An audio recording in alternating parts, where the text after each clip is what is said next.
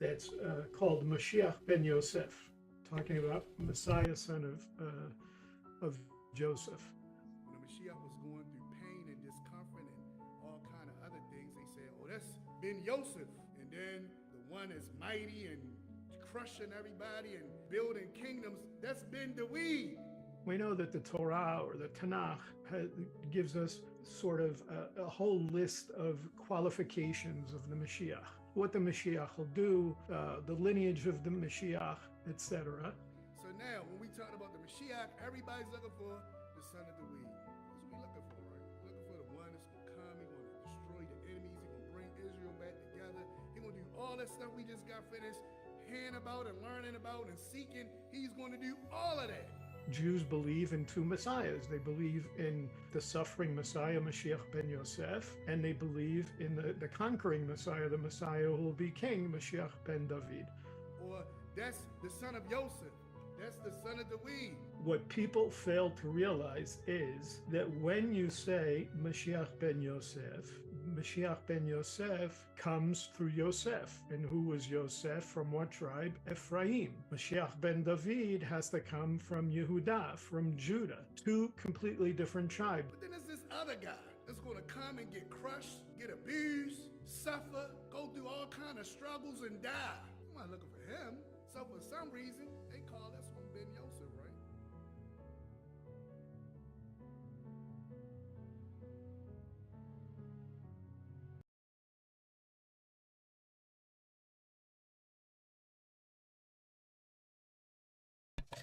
Shalom, shalom, everyone. Was having some technical difficulties. As y'all already know, I'm new to all of this.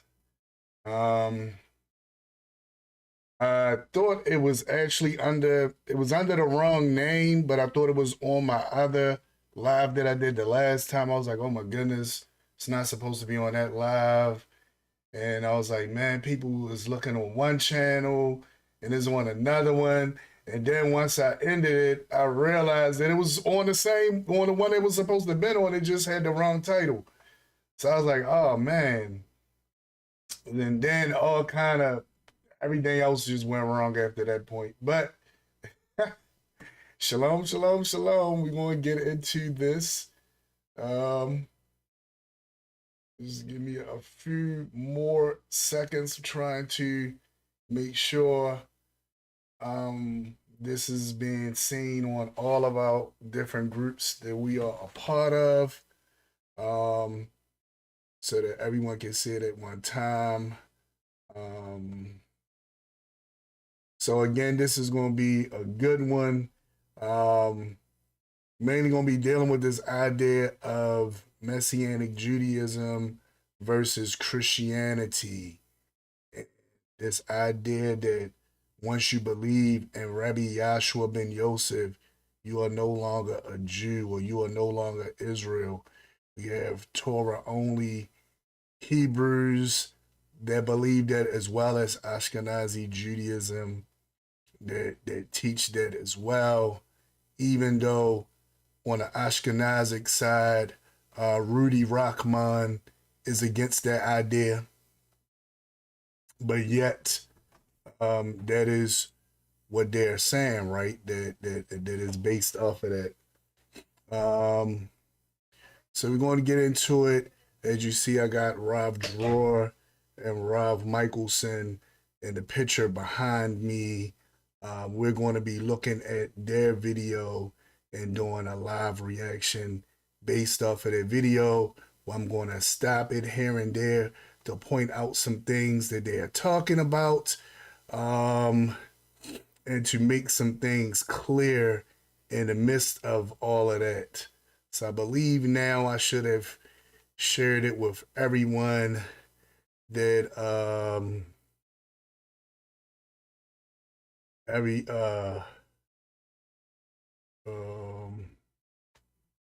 organization that I am affiliated with.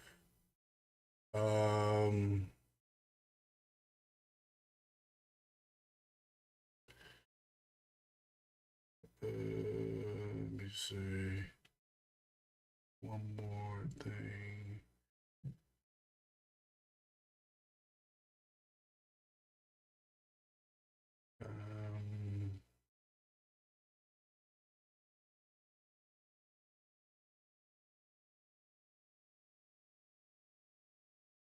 So yeah, so we're gonna go ahead and get into this. All right. Oh, let me clear this out so y'all can see me. And pop this one right here. I feel so. Trust me, y'all. I'm gonna have this together so good. Y'all gonna be like, he's an expert. I'm gonna have this together soon, sooner than later. Every time I think I got it together, something happens, and it's like, nope, you don't have it together.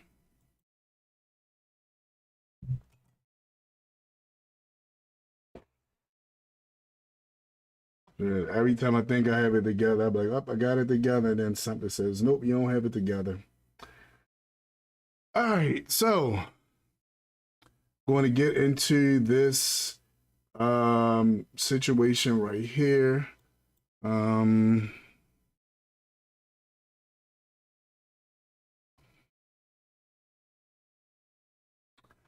Go to their video real quick so I can open it up and plug that up real quick for you guys.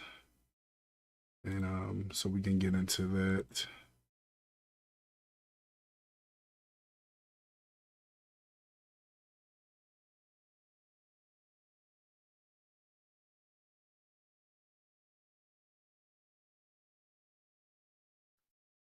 Shalom, everyone, and welcome to another episode of Controversial Topics with me, Rebbe Yahshua Michaelson, and my holy brother, Rav Dror. How are you tonight? Hope you're staying warm. Baruch Hashem. It's actually very interesting to feel those great changes in the weather. It opens the mind to realize there is a maker who is changing the temperatures. It's not a natural act of nature. It's like really a supervised thing to your position, to your needs. But for you, I think it might be just slightly a little bit warmer than Definitely. on the mountain. You're It on the could mountain. be a little bit colder up here. All right, so we're going to get past all the pleasantries. No, y'all don't want to sit here and watch all the pleasantries. Y'all want to get to the nitty gritty, which is what we're going to get into. You see the title of their live that they did this on, their Zoom live that they did this on, which was on Facebook and YouTube. It's entitled "Why Jews Don't Believe in Jesus." In other places where it was shared, it also said "and Yahshua" and why they aren't Messianic. And I was like, okay, I can agree with you on that. We don't believe in Jesus. I don't use the term Jesus at all. In most circles, when we talking about Jesus, we'll say JC. For those of y'all who know, you know. We just use the initials. And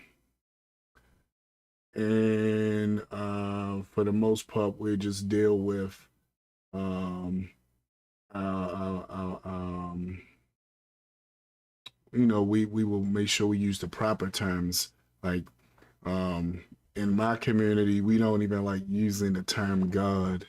I know many of y'all used to saying God all the time, but we don't even like to use the term God because that's not what it says in the Tanakh. It says Elohim, it says El Elyon, all these different things, El Shaddai. It does not say God. So we get kind of technical with all of this. So my community is really, really strict and technical. For the most part, you may have some people in the community that still hold on to certain things. But for the most part, we're really technical. We say Elohim. We actually say the name. Some people might say Hashem. Some people might say Adonai, but we actually say the name. So you may hear me say the name. I don't mean to offend those of y'all who don't want to say the sacred name. We don't say the sacred name at all times, mainly when we're reading from the text or praying to the Almighty. We make sure we say his name so it's clear who we are reading about and who we are praying to. So that's the thing. I wanted to try to hook it up on where I can see, give us a live discussion or something going on.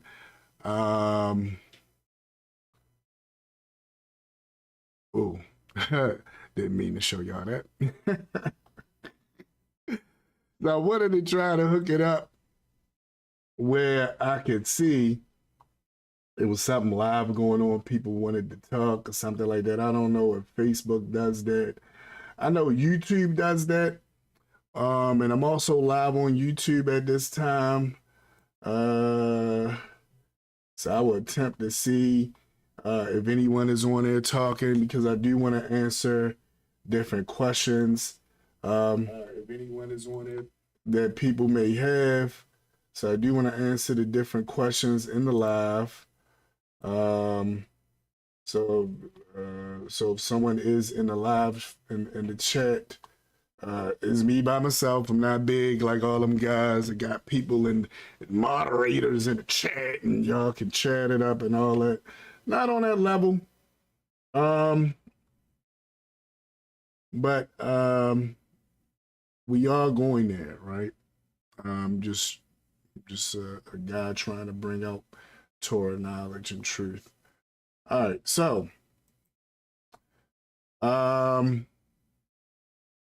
again, apologize for the people that was on here earlier. At 9, I had major technical problems, and yeah, we're going to work on from there. Now, next live, I should have this mastered. I know y'all like, dag nabbit, you done went to this live and messed up, that live and messed up. You keep messing up. Tell me, next time it's going to be right. Trust me, next time we going to have it together. Next time we going to have it together. All right, so, where was I?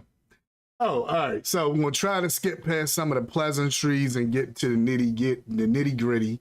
The first thing you noticed was the name of this live was Messianic Judaism versus Christianity. I feel like it's a need to make this clear, because in the Hebraic community, what I've noticed in the Torah only, and even especially amongst the Ashkenazim, when you start talking about Rebbe Yahshua ben-Yoseph, they have all these preconceived notions of Christianity floating in their brain, and they feel like, oh, you're this Christian guy, and this is where you're coming from, and you're looking like, no. For instance, some people may talk about church fathers. I have no idea who those guys are. So if you try to talk to me about them and tell me what they quoted and what they said, I'll be like, so? And you'd be like, but you don't believe in the church fathers. I'm like, that's if I was the church and if I was a Christian, but since I'm not, only fathers I'm looking towards to bring out knowledge and understanding are the sages from the Torah. That's what I'm looking for, to bring understanding and knowledge of the Torah. Not a foreigner looking at it through foreign eyes. I need someone who's looking at it through the eyes of my ancestors and how they looked at it. Not looking at it through foreign eyes and looking at it through different customs that foreigners did. Not looking towards them. So if anybody mentions a church father to me, I'm just going to be like, shrugging my shoulder like, okay, who's that? That guy. Really, really strong on Torah, really strong on Midrashim, Talmud, Tanya, the Bahir. For those of y'all who know, you know, the Zohar, you know, these are different things that I look at to get wisdom and understanding of what the Torah is talking about, the Tanakh is talking about, not church fathers. Now, that's one difference between Messianic Judaism and Christianity. Christianity looks towards the church fathers. When the guy Pope Benedict died the other day, and these Protestants that's supposed to been part of this movement where they protested against Catholicism and wanted to get away from them, are all now, their children are all now crying and mourning over this guy that was doing things that they wanted to get away from. I look and say, okay, the Pope died. You know, I don't try to be disrespectful because someone passes as much. You know, the Torah says don't be like that as far as rejoicing over the death of certain people and individuals. So I will never do that, and I always try to advise others not to do the same. But at the same token, I wasn't like, oh man, and feeling sad and looking at it on TV for hours as people came in and mourned. But Christendom did, right? Christians believe that you don't have to keep the Torah. This is the number one thing. Number one thing that really gets me with Tanakh only and other brothers and sisters who come at what we do and try to compare us to Christians. Christians don't believe you gotta keep the Torah. Let me knock on wood. Christians do not believe you have to keep the Torah. Christians say all you have to do is believe. Just believe in the Mashiach. And they don't even call him the Mashiach. They say all you had to do is believe in Jesus Christ. And that's it. They actually teach that keeping the Torah is against the Almighty. Picture that one. So I want to distinguish some different things because in this text, you're going to hear them pointing out Christians believe this, Christians believe that. The stuff they're going to be pointing out for the most part is not what Christians actually believe. They're going to be trying to point out certain things that Messianics believe and do, but they are purposely being disrespectful and calling them Christians. They can easily say Messianic Judaism, right? But it's easier to be disrespectful in a nice way and say, oh, you Christians.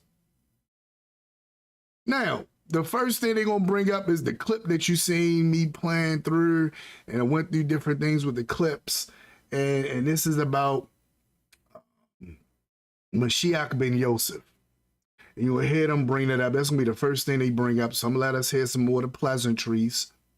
And then you're going to hear them bring up the Mashiach ben-Yoseph. And the first thing popped in my mind is, what Christian knows about that? If you walk up to your average Christian, even a pastor or minister, and you say, you ever heard of Mashiach ben-Yoseph? They'd be like, huh? Who's that? They're not going to know who you're talking about. They don't even have this Judaic understanding of this. So when I heard them talking about this, I know that they're talking about people like me, right? That know. But they say Christian to be disrespectful.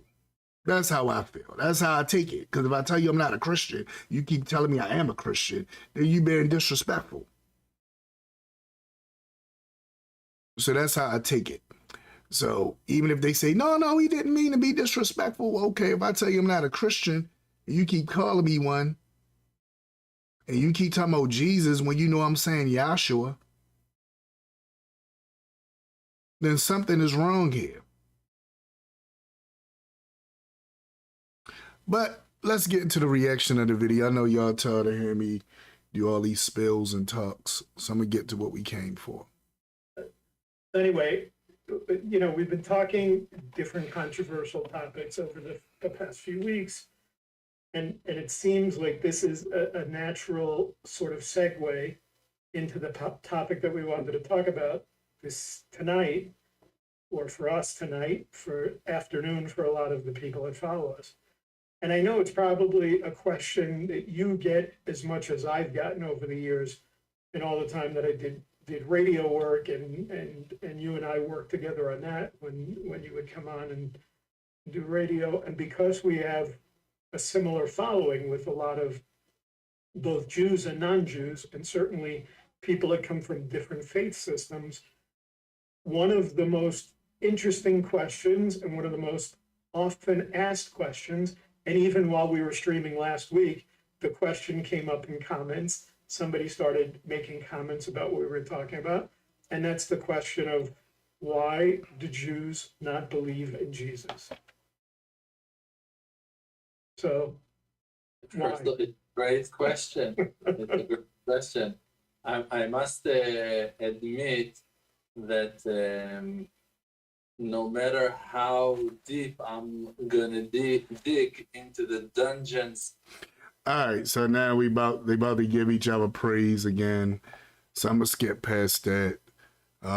He's gonna say digging into the dungeons of his wealth of knowledge is not gonna be able to surpass Rav Michelson's knowledge and input and so forth and so on. So they're gonna pat each other on the back for a minute. So I'm gonna skip past that. And let me see if it skipped past enough. Wisdom of his life from his life experience. Yeah, so he's still giving them praise and stuff. In the comment sections on Rav Dror's page, a link for now you're gonna big up his book and try to get us to purchase the book. Incoming. And so what they say is, well, Jews, based on what the Torah teaches, sometimes we as Jews will say, well, what the Mashiach will do gives us sort of a whole list of qualifications. All right, I might have went too far, guys. Sorry. It's one of the things that I'll start off with. All right, so now he's about to start off with it, so we're gonna get into it. So I have a YouTube video up on my Kabbalah Project YouTube page that's called Mashiach ben-Yoseph, talking about Messiah, son of Joseph. And one of the things that we often see in this idea that Christians come up with related to Jesus is the idea of this concept of a second coming. We know that the Torah or the Tanakh gives us sort of a whole list of qualifications of the Mashiach, what the Mashiach will do, the lineage of the Mashiach, etc. All right, so what he's talking about, of course, you have in the Messianic circle this idea that Rebbe Yahshua and Yosef will return as the conquering lion of Judah, will return in the form of Mashiach ben David and unify all Yisrael and reestablish us as a nation and bring us back into our land, of which we were taken from. May it happen soon. Now, what they're pointing out now, again, saying Christian, when we know they're not talking about Christians, but okay. So they say, okay, this is what Christians believe, right? And now he's about to go into Rebbe to Mashiach ben-Yoseph, right? So he's going to go into the Mashiach ben-Yoseph and explain about that. Now, one thing that I want you to notice is that if you look at it through the Talmud and what the sages was actually debating over, they was debating over whether it was two Mashiachs or one. That was the debate, whether it was two Mashiachs or one. And the idea was, are they both going to come at exactly the same time? Is one going to come before the other? And if it is one, is this part one and then the next part the other part? This is conveniently going to be left out of the discussion. Not going to talk about this debate amongst the sages at all. Just going to focus on a small part of the story about Rebbe, about the Mashiach ben-Yoseph. So let's give it what he's going to say. And oftentimes we as Jews will say, well, Jesus didn't fulfill those roles. He didn't qualify as the Mashiach based on what the Torah teaches. And so people will say, well, all right, I'm sorry, guys. All right, the Torah doesn't teach. Number one, let's get this straight. The things that he's building off, and I heard this before, and brother and sister got a nice video on it where they break down each of the things that's being taught of. So that'll probably be what I touch on next week. And I'm gonna be on time next week, so not gonna be no mess ups and nothing like that, hiccups. All right, so the thing he's talking about again, he's going to lay out the different things that is said that the Mashiach ben David, the Mashiach ben David is supposed to do. So those are the things that he's supposed to do. Now, this idea is about this other guy that comes and suffers and dies. That was the problem. The sage was like, we got a dilemma here. We hear about this guy coming and suffering and dying, okay, but we really want this other guy that's going to reunite and bring everything together. So that's what the focus is on. Nobody's looking for this one that's going to come and die. Nobody was looking for him. And if we get even into it in the story with Rebbe Yahshua ben-Yoseph, even during the days when he walked, nobody was looking for him to come and suffer and die. That's not the narrative that was put out there. The narrative that was put out there was the Mashiach is going to come. He's going to fight against our enemies. He's going to reunite the kingdom, going to establish it forever in the temple and so forth and so on. That's what everyone is looking for. Even to this day, no one was checking for this guy that was going to come and suffer, even though it was written that it would happen. So what happened as of late, now that some people within a circle that know Talmud has gotten a hold of this information, they sit back and say, hold up, what about Mashiach ben-Yoseph? And it's like, oh, what are we going to do? This guy kind of fits that, but we can't say he fits that. We done said it ain't him. We're going to touch on all that. Can we keep it going? He's going to fulfill that in the second coming. And so what they say is, well, Jews believe in two messiahs. They believe in the suffering Messiah, Mashiach ben-Yoseph, and they believe in the conquering Messiah, the Messiah who will be king, Mashiach ben David. And this is true. So here's a very interesting thing. I really did a deep dive on this and brought up all the sources. So I really recommend that if somebody really wants to know the information about that and what the Jewish sources say, they can find my video about that. But here's the interesting thing, and some of the things that I want to talk about tonight and bring up tonight. What people fail to realize is that when you say Mashiach ben-Yoseph, Mashiach ben-Yoseph comes through Yosef. And who was Yosef? From what tribe? Ephraim. All right. Now, that was inaccurate. Number one, Yosef don't come from Ephraim.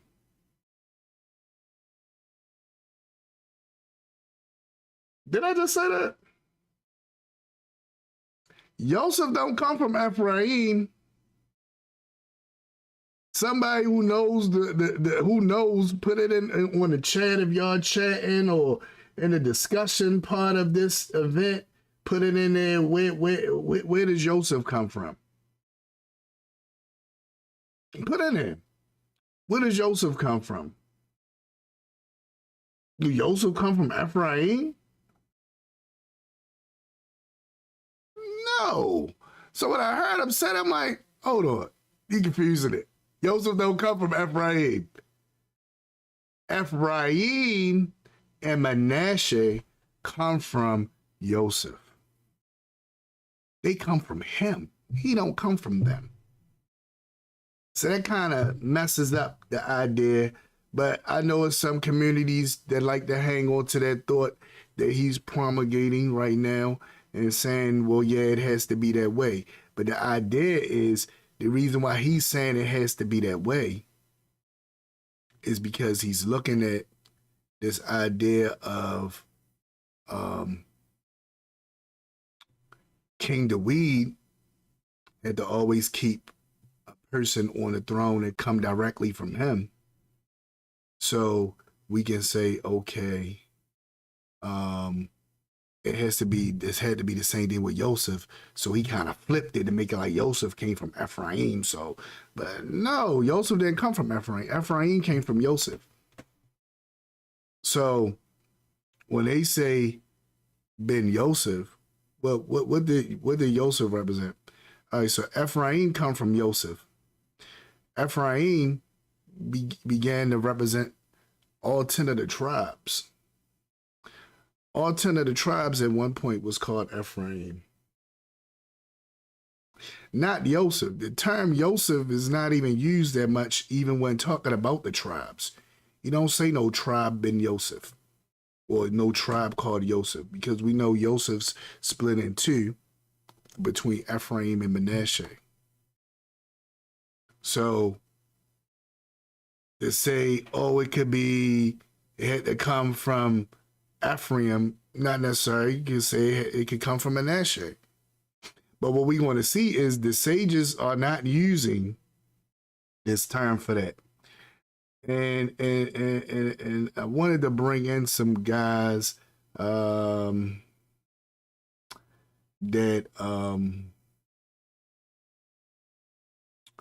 was talking about this, but I'm not sure if I can even bring it in right now. So I think my thing is messing up. Let me see if I can bring him in.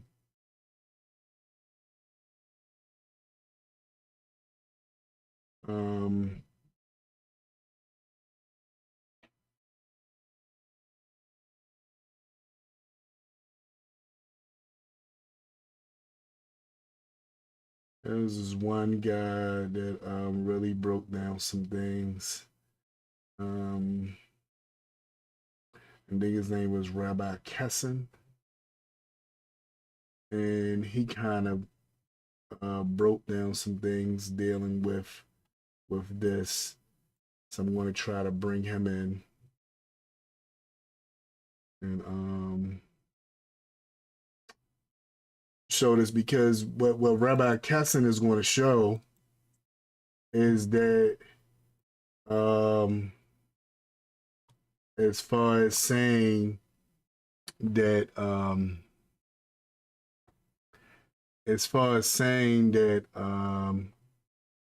it was all about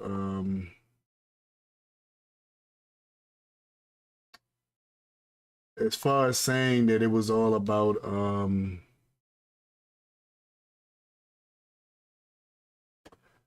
oh goodness, here we go again with the technical stuff. I'm sorry, guys. As far as breaking down stuff, what he showed is that it wasn't just all about it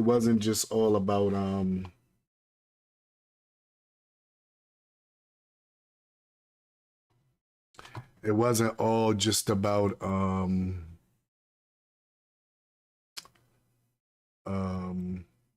here you go, right here.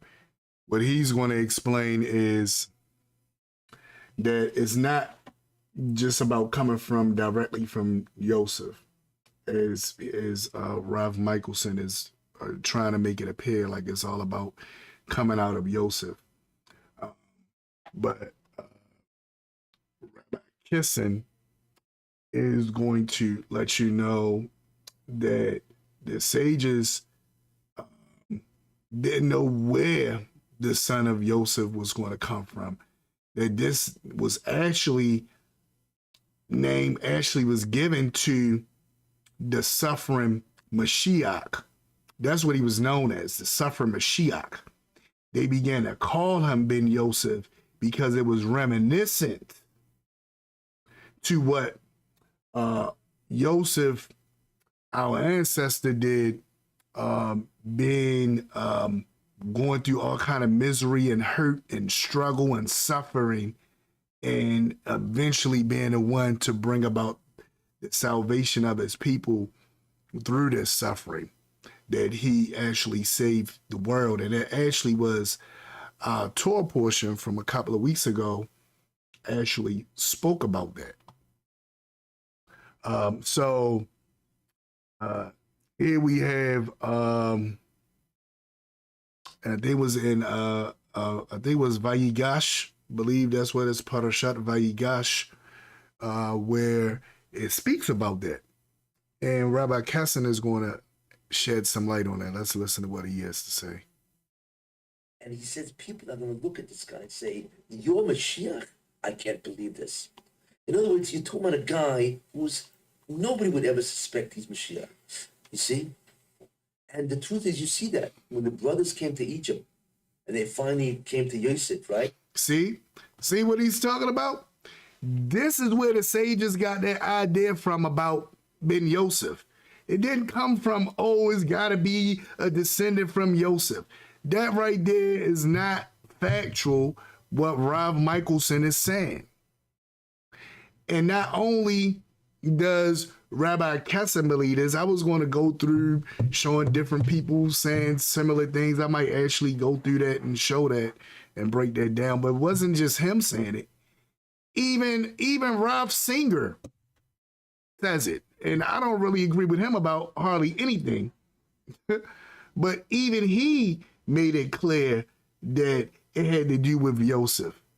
And it didn't have nothing to do with you got to come directly from the seed of Yosef through Ephraim. There's an idea that later on, as people begin to want to explain stuff away, came up with. But as Rabbi Kessin is explaining here, he's talking about ben-Yosef, but he goes right to the story of Yosef in Egypt. Let's hear what he says. Right? So Yosef was going to reveal himself. What did he say? Ani Yosef. And he was stunned. That's exactly how the Mashiach is going to reveal himself. Ani Yosef. I am Yosef. That is the viceroy of Egypt. And they were absolutely, like the Torah says, they were just dumbstruck.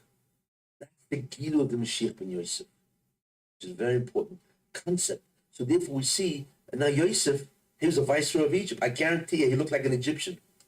Yes, know, he did. They walk around, I mean, he's the viceroy. That's right. Would you ever suspect that an Egyptian that spoke Egyptian, looked like an Egyptian, right? Knew the Egyptian culture, and is the viceroy, that he's the Messiah? Impossible. And he was the Mashiach, which is incredible. And not only that, if you think about that, how quick was his revelation? It's amazing, you know. Finally, Paro had a dream in Miketz, right? And in one pasuk, he went from the lowest social status in Egypt, which is a prisoner. All right, so all I should be thinking, hold up, he's talking about the Mashiach ben Yosef, but then he's talking about Yosef. He's giving you the idea of why they called this suffering Mashiach ben Yosef. The ben Yosef don't mean literally that he comes directly from Yosef, but it means he's in the same vein as Yosef. He's going through the same struggles as Yosef. And it gives you an idea that somewhere within their teaching that his own people are going to be the one that's against him. As Joseph's own brothers, Joseph suffered at the hand of his own brothers. So we got to keep this in mind. So as he's liking everything to it, they didn't believe that Joseph was going to be this great ruler that he ended up being. They said, let's kill him and see what happened to his dreams, right? So it's in that same vein that the Mashiach ben-Yoseph is going to come about. Not he come directly from the bloodline of Yosef. What are you talking about? And then you confusing it saying Yosef came from Ephraim. Listen back to what he says. I'll rewind it back when we get back to him. He says that Yosef came from Ephraim. What? Ephraim came from Yosef. Okay, maybe he was nervous. Y'all, man, he was nervous if he just made a simple mistake. Don't cash in on his mistake. Okay. I digress. But let's finish hearing Rabbi Kessin, because Rabbi Kessin is letting us know that the sages are not saying that, oh, because he came directly from Yosef, that's why they call him ben-Yoseph. This is to confuse you people who might don't know about this. So when y'all hear this, y'all say, oh, he's called ben-Yoseph because he comes from Yosef. No, he's called ben-Yoseph because the same way Yosef suffered in Egypt and do all those things through the hands of his brothers. It's the same way this Mashiach ben-Yoseph is going to suffer.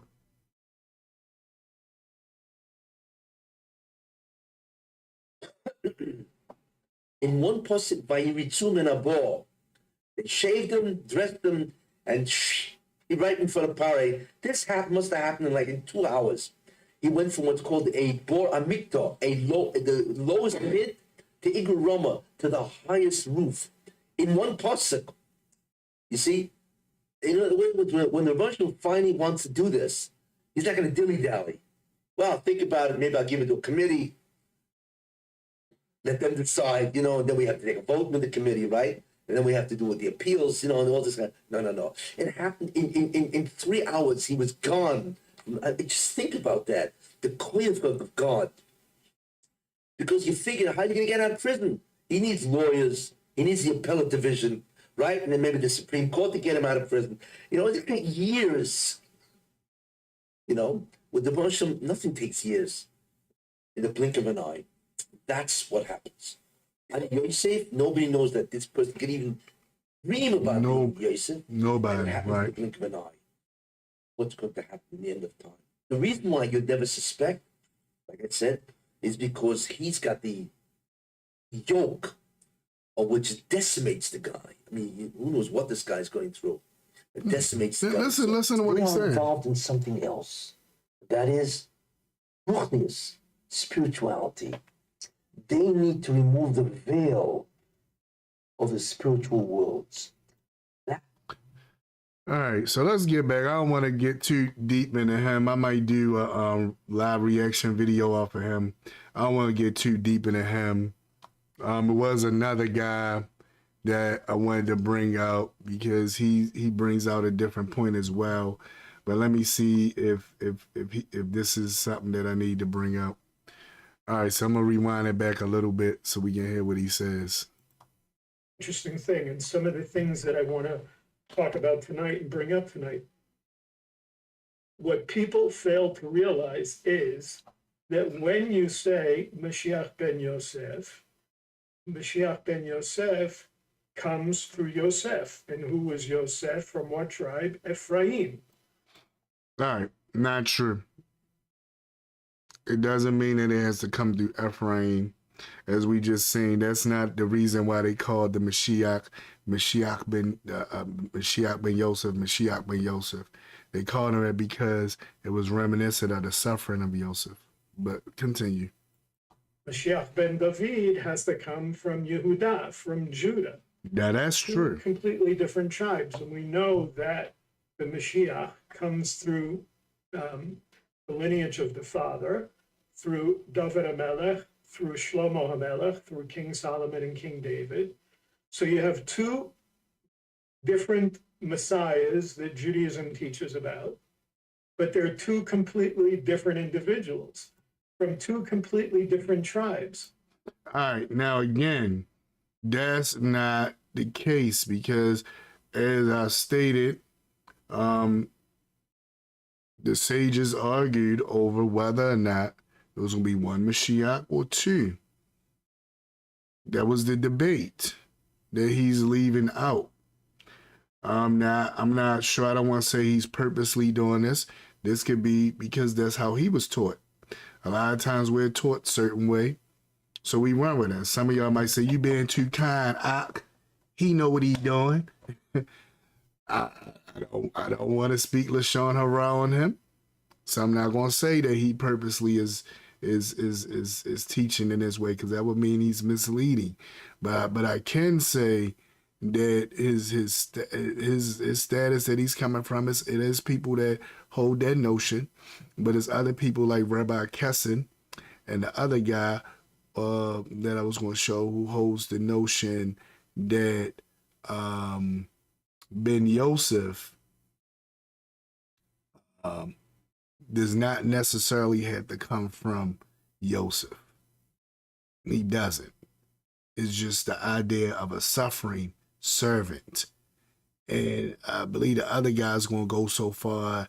The one guy didn't bring up, he actually was talking about how in every generation they say it's a Mashiach ben-Yoseph. So I'm thinking, and you could be the Mashiach ben-Yoseph. And he talk about the Sadakim that are in the world and the teaching on that. And even that teaching shows that it's not saying that the person has to be directly descended from Yosef. The only bloodline descendancy that we need is for the king, which would be through Ben David and through Shlomo, not for ben-Yoseph. It's just not the case. But I'm going to see what else he got to say before I play the other guy. So you can't have one individual. Certainly Jesus can't be both from the tribe of Ephraim and the tribe of Yehudah. Now, this is a good way to explain it. Any person with a rational mind would be like, wow, he just killed that. Can't be from both tribes, right? You know, you can't be from this tribe and from that tribe. You got to be from one or the other. Now, I could throw a monkey wrench in that, but I'm not even going to do it, because then that'll lead us down another road. But the idea is, well, what you going to do? Well, you got Ben David and you got ben-Yoseph. Can't be from the same tribe because one is from Ephraim, one is from Judah, right? That's his notion. However, as Rabbi Kessin just showed and we just looked at, that's not the case. Mashiach ben-Yoseph is not called Mashiach ben-Yoseph because he comes from Yosef, because he suffers like Yosef suffered. That's the connection, the suffering of Yosef, not blood. Now, through the weed, yes, it's blood. We see it spelled out clearly in the text that it's blood. It spells out clearly that it's going to be his seed. But now with ben-Yoseph, not so much. It don't spell none of that out in the text. The text is really obscure when it comes to him. It just was an idea that the people started noticing when they seen this messianic figure, and they said, hold on, something is going on. We see a messianic figure, but it looked like it's two of them. One that's going to suffer and die, and another one that's going to rule and establish the kingdom. But the one that's suffering and dying, we hardly hear anything about him. Now people begin to talk about him because the idea is we want to discredit Rebbe Yahshua ben-Yosef from being this guy, because then that will make us be bad if we look at him as being this guy. So we want to discredit that and say, no, I wasn't talking about him, because you had to do this, you had to do that, you had to do this, you had to do that. But a curious thing,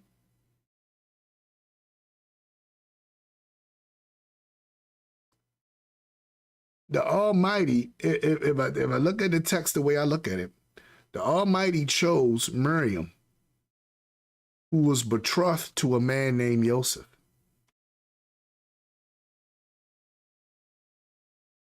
So with the Mashiach being born and that being his father, his earthly father, that being his father whose house he's under. What was he known as?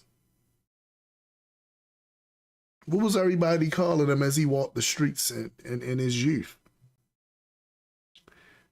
It even says it in the Brit Kadashah, the renewed covenant. It says, isn't this Joseph's son, who we know? They didn't even call him by it. They called him son of Yosef. That's what he was known as, son of Yosef. So wouldn't it be ironic if the sages of old who dubbed him son of Yosef because of what they foresaw as this suffering Mashiach, wouldn't it be kind of crazy if the Almighty took that and made sure that when the Mashiach, Rebbe Yahshua ben-Yosef, came on this planet, on earth, that he will be known and called the son of Yosef? Like, you can't take that away. Every time I say his name, Rebbe Yahshua ben-Yosef, it's like Mashiach ben-Yosef, Rebbe Yahshua ben-Yosef. Like, wow, that's deep, even within itself. I just sit and think back how awesome the Almighty is and different things that he does that we take lightly. But trust me, in the Midrashim, they would jump on that. The sages of old would jump on that. That's how they looked at stuff. They took every minute thing and look at the Midrash for Bereshit. It's almost a whole book. Look at the Zohar for Bereshit. I'm not talking about the whole book of Bereshit. I'm talking about Parashat Bereshit. I'm talking about the portion of in the beginning. Just off of that one word, it's chapters. Off of in the beginning, you got chapters written. That's how they looked at stuff. They didn't just say, oh, that don't really mean nothing. They went and looked at it and pointed at it and look, you see it right here, you see it right there. So that's why we say this means this. That's how they looked at it. And now, and if these guys will argue against it and say that's not how they looked at it, then now we'll say you being disingenuous. Now we'll say that you trying to cover up and hide stuff because you purposely trying to go against what it's saying. All right. Since I started a little late, I'm gonna try to close out probably about 10:30. This is going to be something I'm going to do each week, so I'll probably end up doing it based off of this again. But so I'm just going to close out this thing with ben-Yosef and then hop on all the other stuff, because it's a lot of stuff that they say within this video that has to be unpacked, and I really want to take my time and unpack it. If you got any questions about anything, and if you aren't a person that's live, that's able to jump on live and say something, but you feel like you got a question about something, just put it in the comments, and I will address that as well. All right, so let me finish listening to this, because I think this is where Rob Dror says something, a sly remark, and I'm like, wow, this guy. So let me listen. I think he's about to, you see, he got that smirk on his face, and let me say something slick right here. So let's hear what he has to say. So maybe the name, the title that they gave to their book, Second Testament, is representing a certain mindset of the writers and composers of that book, that they can always give another opinion, that they can always give another option. If you dive deep into all the aspects of. All right, so I had to touch on that. So yeah, we probably come back and jump right on that. So I'm gonna close out with the stuff about ben-Yoseph because they about to leave that discussion. But there's so much more about ben-Yoseph that I feel like y'all need to hear and know. So I'm probably going to branch these off into chapters.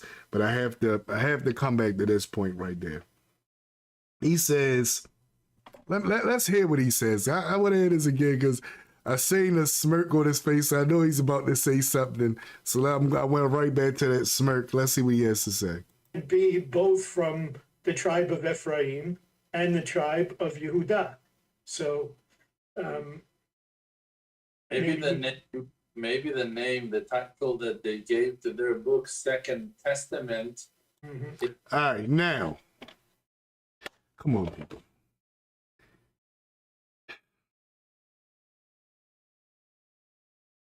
He knows, even if I dealt with with Christianity at a level that he's talking about, he knows that Christians.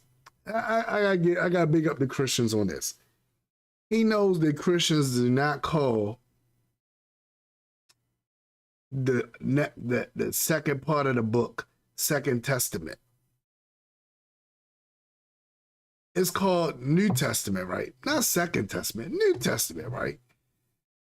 It's the thing that hit me. I said, when I heard him say that, the first thing, now for those of y'all who are in the Hebraic world and understand halakha, when you say Second Testament or second anything, right? First thing kind of my mind is the second Torah, right? You might say, what you mean the second Torah? What's that?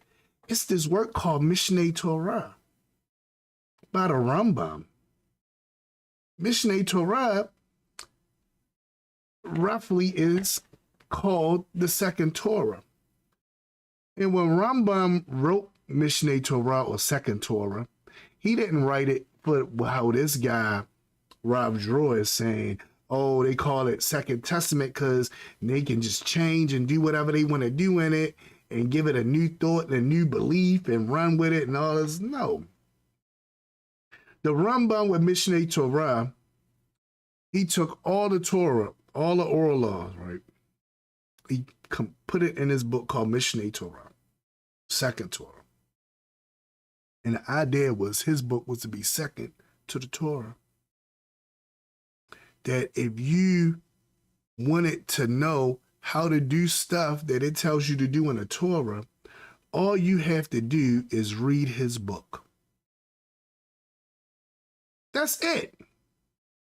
You read his book and you get an understanding of the Torah and what it is that you're supposed to do. Not trying to discredit it or take over it or anything, but just to give you a new understanding, right? Not even a new one, a clearer understanding. That's what the Mishneh Torah was about. Now it gets even deeper. Very, very powerful work. Very powerful work. If you ever get a chance to get your hand on a copy of it, very, very powerful. Very powerful. Now, so that's the first thing popped in my mind when he said Second Testament. I'm thinking Second Torah. What are you talking about? Why would you say it in that disparaging way? And the idea of the text for the Hebraic side of things, for how we call it the Brit Kadashah. Brit Kadashah means renewed covenant. And what it's saying is that this is a situation where the covenant will be renewed. This is the renewing of the covenant, not another covenant. Not I now can take it and make it mean whatever I want it to mean because I put a little title on it. It's not that at all. So that's what we're going to touch on for next week. I'm going to touch on that and the other things that he's about to say.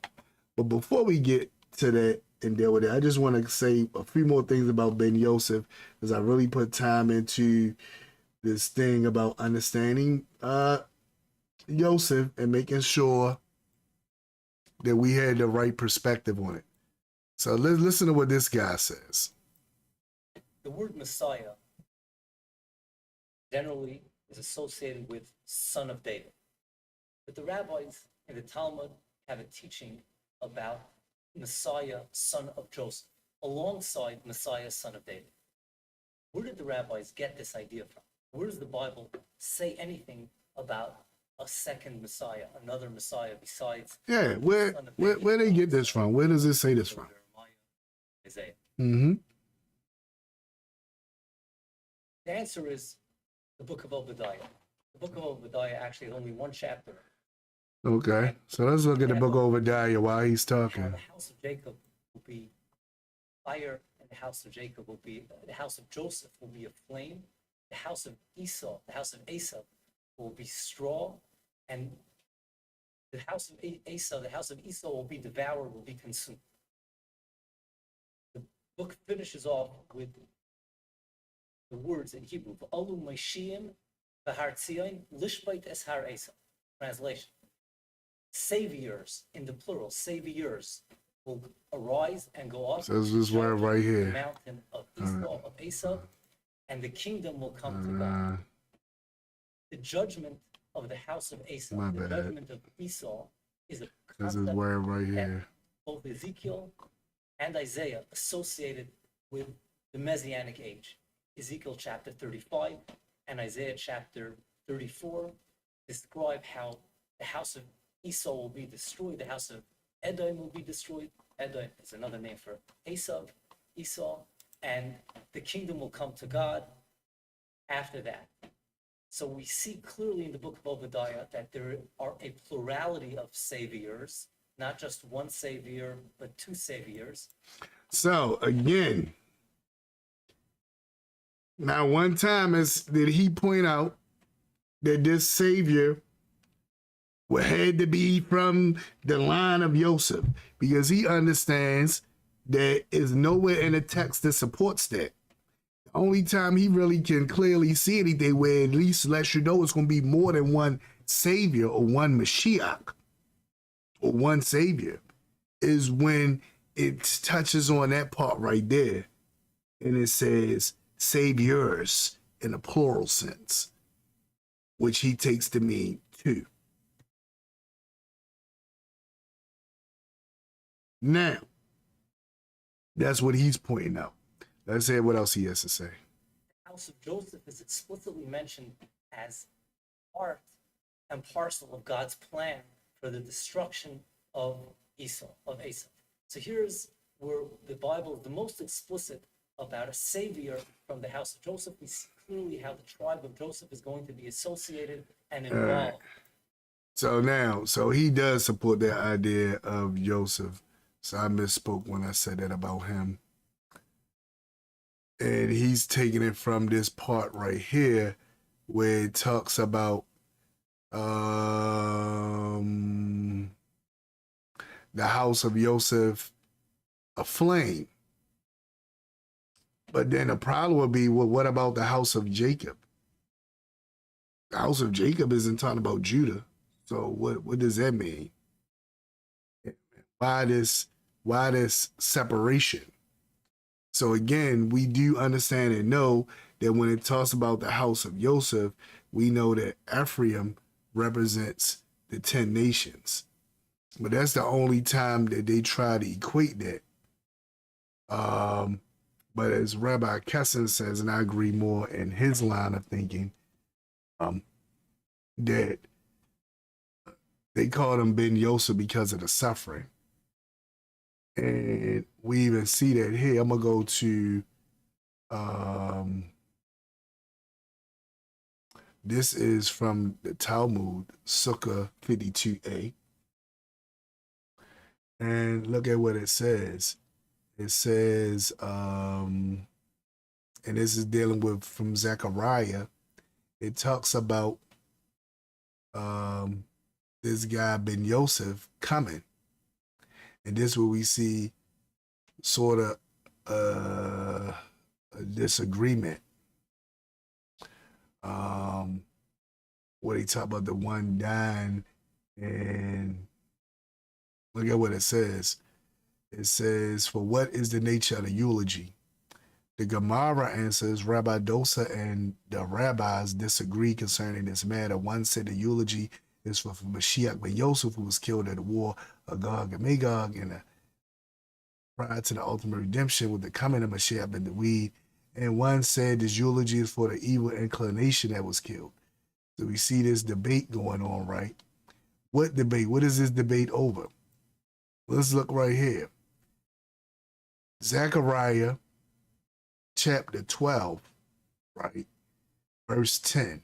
This is one of the prophecies that they said speaking about Mashiach ben-Yoseph. Look at what it says. It says, and I will pour on the house of David and on the inhabitants of Jerusalem the spirit of grace and supplication. Then they will look on me. Notice what it says. They will look on me. Hold on. Let's go back. See, because this deep, right? Think about this. It says, and I will pour. Who's the I? This is the Almighty speaking. And I will pour on the house of David and on the inhabitants of Jerusalem the spirit of grace and supplication. So he's saying he's going to pour this. He says, then they will look on me whom they pierced. Whoa, wait a minute. They will look on me whom they pierced, whom they stabbed, who they punctured. That sounds like something that happened to somebody that we know, right? Don't that sound like something that happened to somebody we know who also is called ben-Yoseph? Wasn't he pierced in his side? And that's how he died. Remember, they was going to break his ankles, and the soldier went and pierced him in his side and said, and killed him that way.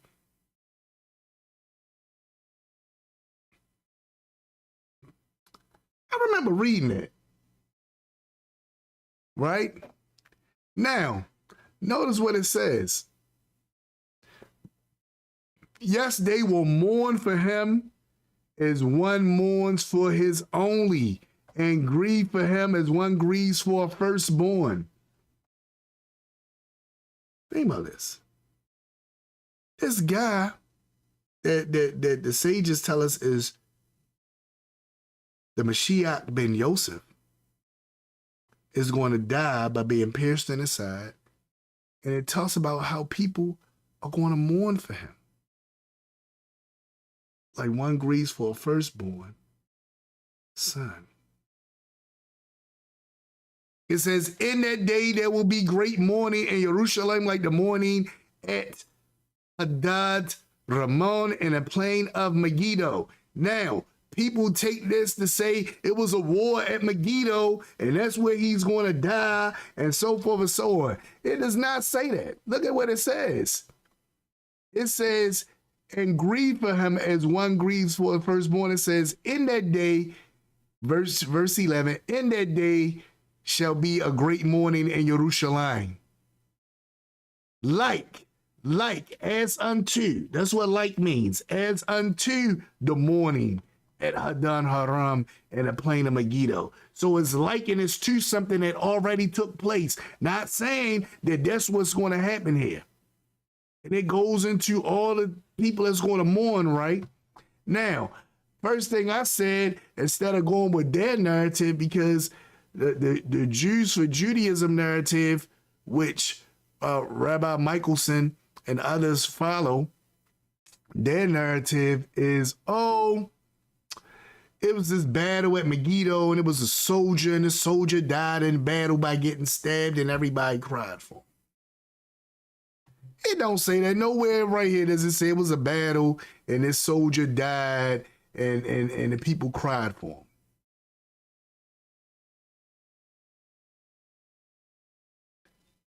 It doesn't say that. Now, one can go up further and read the parts where it talks about the city being under siege, but that's just pointing out the city being under siege. This takes a whole other turn and starts talking about something completely different once it gets right here. We see that a lot in prophecy. It'd be talking about one thing, and then you get to the next part and it's talking about something else, right? So here we have this, right? It jumps down and it talks about, he says, I will. That's the part that's getting to me, that I want to make sure y'all get. And I'm about to close up. I know I've been on here for a minute, started late and all that good stuff. The point I want to point out, he says, I will, right? He says, I will pour on the house of the weed and on the inhabitants of Jerusalem the spirit of grace and supplication. I will. Who is this I? The one that's saying I will is the Almighty. And look at what he says. Then they will look on me, whom they pierced. It don't say they will look on him who they pierced. It does not say they will look on the one that they will pierce, the soldier. They will look on me whom they pierced. Who's going to look on you? This is the thing that we need to get. Who's going to look on him? And it doesn't say it's going to be a battle at Megiddo. It doesn't say nothing about anything about a battle at Megiddo. Let's look at the historical account of what happened at Megiddo. It is known historically who Hadad Rahman was and what led to his demise and how he was mourned. Is there apocalyptic significance to the reference to Megiddo? Was this an event well known in the ancient world? Clearly, this mourning was apocalyptic and referred to the national mourning the spiritual Jerusalem would engage in upon the birth of, they say that church, of the assembly during the Messianic days. Sorry, guys. Even ancient references in the Talmud interpret Zechariah 12:10-12 as applied to Mashiach, according to Alfred Edersheim, the Jewish historian, in his book, The Life and Times of the Mashiach. Some of which even identify the mourning with the death of the Mashiach. The mourning would be like a great national mourning, gripped everyone, like experienced by the death of Josiah. Now, says like experienced by the death of Josiah, who was slain in Hadramon, a city in the valley of Megiddo. So, this is what it's talking about. Even though we read all that other stuff, but this is the mourning that's talked about, right? It says the mourning would be like the great national mourning that gripped everyone, like experienced by the death of Josiah, who was slain at Hadramon, a city in the valley of Megiddo. This makes silent sense since Josiah was the last hope of the declining kingdom. So again, it's a lot of things pointing to that, but this is not saying that it's going to be a battle at Megiddo at that point and somebody was going to die and all that. That's not what it's talking about. It says like unto, as unto. It doesn't say that, no, that's what's going to happen. It's going to be this battle. Now, why it says look unto me whom you... Think about this. Now, this is the one where people really going to be mad. They might want me to do one on this. You really be mad with this one. Let me move my my image on over to so you can see exactly what it says right here. All right, so look at what it says. It says, who has believed our report? To whom has the arm of the Almighty been revealed? For he shall grow up before him as a tender plant, and as a root out of the dry ground. For he has no form or comeliness. And when we see him, and when we see him, no beauty that we should desire him. He is despised and rejected by men, a man of sorrows and acquainted with grief. Just talking about the suffering of Mashiach ben-Yoseph. This is talking about the Mashiach ben-Yoseph, See, notice they don't point this out. They point out Zechariah and try to square that away and say, oh, we can explain that away. God died in battle. What about this one? What about this prophecy of a suffering Mashiach? Look at what it says. And we hid as it were our faces from him.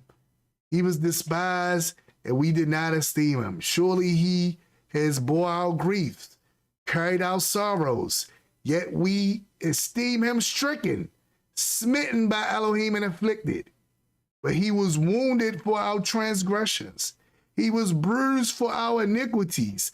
The chastisement of our people is upon him, and by his stripes we are healed. All we like sheep have gone astray. We have turned everyone to his own way, and the Almighty has laid on him the iniquity of us all. What is going on here? Hello? Who is this talking about? This talking about the Mashiach ben-Yoseph. Uh-oh. As Sarnetta would play, I get him in the background playing, uh-oh, uh-oh.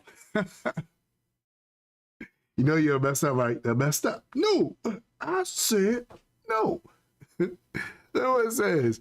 He was oppressed, and he was afflicted, yet he opened not his mouth. He was led as a lamb to the slaughter, and as a sheep before its shearers is silent. So he opened not his mouth. Hold on now. What's this talking about? Now, some of y'all might say, let's talk about the servant nation. No, because the sages of old said this was talking about the suffering Mashiach. Not no servant nation. Well, look what it says. He was taken from prison and from judgment, and who will declare his generation? But he was cut off from the land of the living. Sound like being pierced and dying, right? For the transgressions of my people, he was stricken. For transgression of what people? My people. Who's my people? This the Almighty speaking, right? For the transgressions of my people, he was stricken. Who was stricken for the transgressions of his people? The suffering Mashiach. And they made his grave with the wicked, but with the rich at his death, because he done no violence, nor was there any deceit in his mouth. Yet it pleased the Almighty to bruise him. Think about Yosef. Think about what Rebbe Yahshua was pointing out about Yosef, right?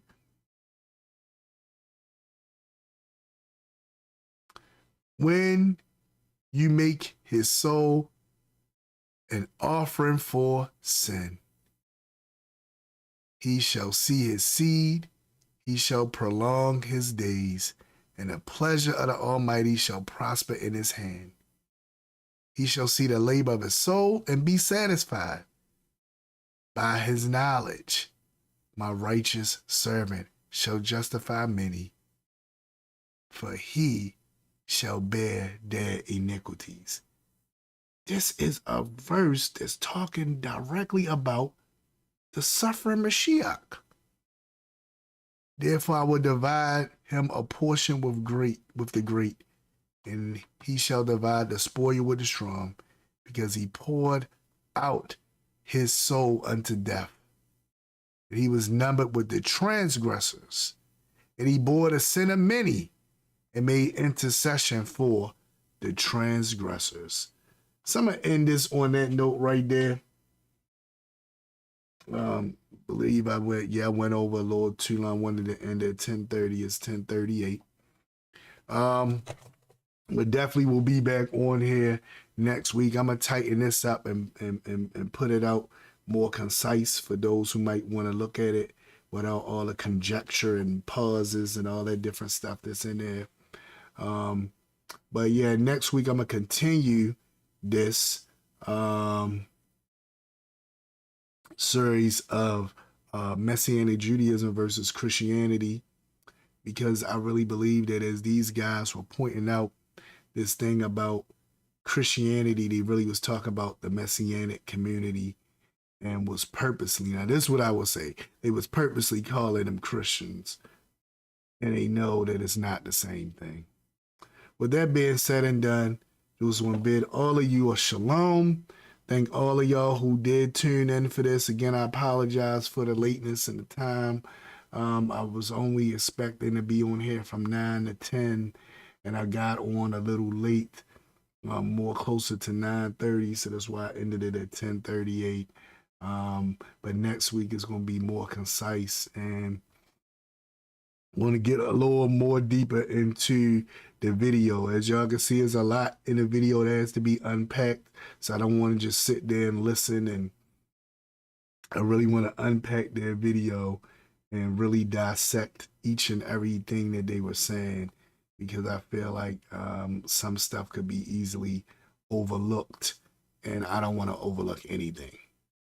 All right, so again, thank all of y'all for tuning in, and I will be dealing with this, and next week we will be starting on time at 9 o'clock.